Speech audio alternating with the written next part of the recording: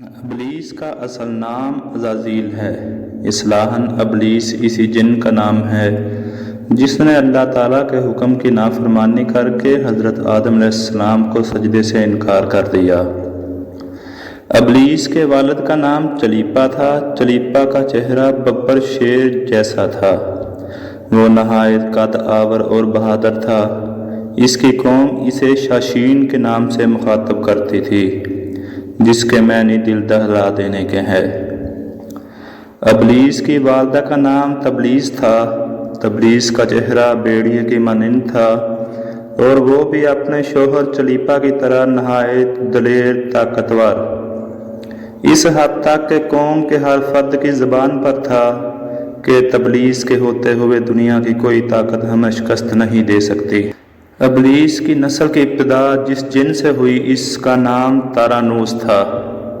تارانوس ابلیس سے 1,44,000 سال قبل دنیا پہ موجود تھا۔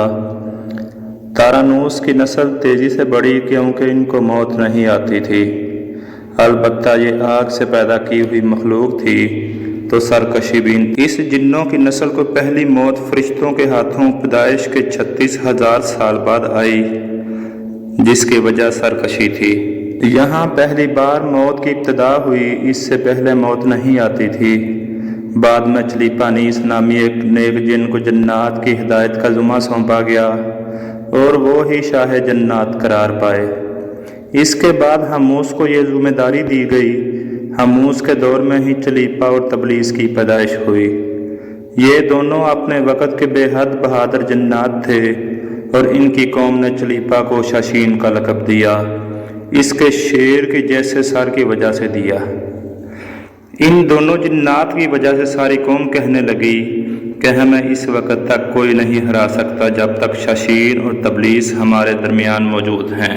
ان دونوں کی وجہ سے قوم کے جنات آسمان تک رسائی کرنے لگے اور تیسرے آسمان پر جا کر شرارت کر کے آتے تھے۔ ایسے میں حکم الہی سے فرشتوں نے ان پر حملہ کیا اور عبرت دوران جب اسرائیل علیہ السلام کو ابلیس نے دیکھا تو سجدے میں گر گیا۔ ابلیس شروع سے ہی ایک نڈر اور ذہین بچہ تھا۔ یہ باپ کی طرح بہادر اور ماں کی طرح مکار تھا۔ اس نے ملائکہ کے ساتھ جا کر توبہ کا اعلان کیا اور پھر فرشتوں سے علم حاصل کرنے لگا۔ علم حاصل کرنے اور ریاضت کا یہ عالم تھا کہ یہ پہلے اس آسمان پہ عابد، دوسرے آسمان پر زاہد، تیسرے آسمان پر بلال، چوتھے آسمان پر والی، پانچویں پر متقی اور چھٹے آسمان پر قبضان تھا۔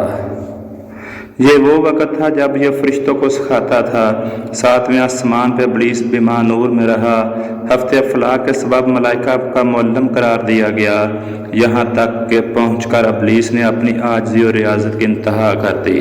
کم و بیش ابلیس نے 14,000 سال عرش کا طواف کیا۔ یہاں اس نے فرشتوں میں عزازیل کے نام سے شہرت پائی اور 30,000 سال فرشتوں کا استاد رہا۔ ابلیس کے درس و باز کی میعاد 20,000 سال ہے۔ فرشتوں کے ساتھ قیام کی مدت 80,000 سال ہے۔ ابلیس کو حکم ہوا کہ دروغہ جنت کی معاونت کرو اور اہل جنت فرشتوں کو اپنے علم سے بہرہ کرو۔ یوں ابلیس کو جنت میں داخلے کی اجازت مل گئی اور جنت میں بھی اپنے علم سے دروغہ جنت کو سراب کیا اور یوں جنت رضوان کی کنجیاں ابلیس کے پاس رہیں۔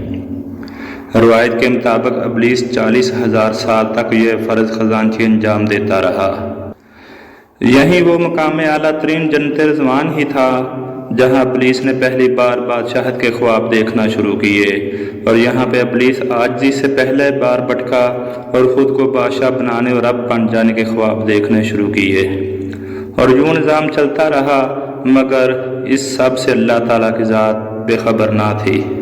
پھر آدم علیہ السلام کی تخلیق کا مرحلہ آیا، جیسے قرآن مجید میں واقعات بیان ہوئے ہیں۔